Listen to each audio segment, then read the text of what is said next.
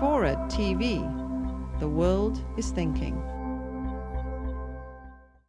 Well, certainly Congress has the power under Article 5 to call a new constitutional convention. It's never done that, partly out of a kind of nervousness that we had a really lucky moment with people like Madison and Hamilton and Jefferson, and they had a lot of different views, but boy, were they smart, and boy, were they patriotic, and boy, were they relatively selfless.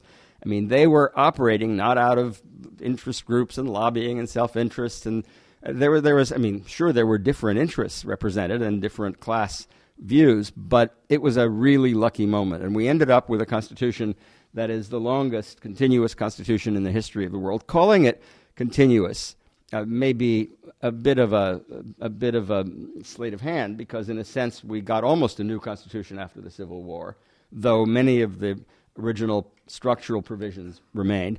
But I guess a lot of people have been afraid of what would happen when we put it all up for a vote. Now, that means perhaps that they are not really true populists. They're not true Democrats. But then you do a poll, and you write down the Bill of Rights without saying what it is. Do you believe people should be free to express their own views regardless of how hateful the viewpoint?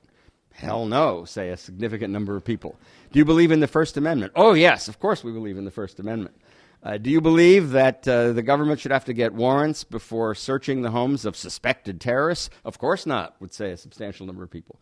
So there is some fear that in sort of the hothouse period of negativity that we seem to be perpetually living in, that although you could improve the Constitution along any of about a dozen vectors, what we would get if we opened it all up for grabs would be something none of us would be terribly happy about. Or maybe a majority would be happy, but it would be because a distinct minority would be completely screwed and squashed.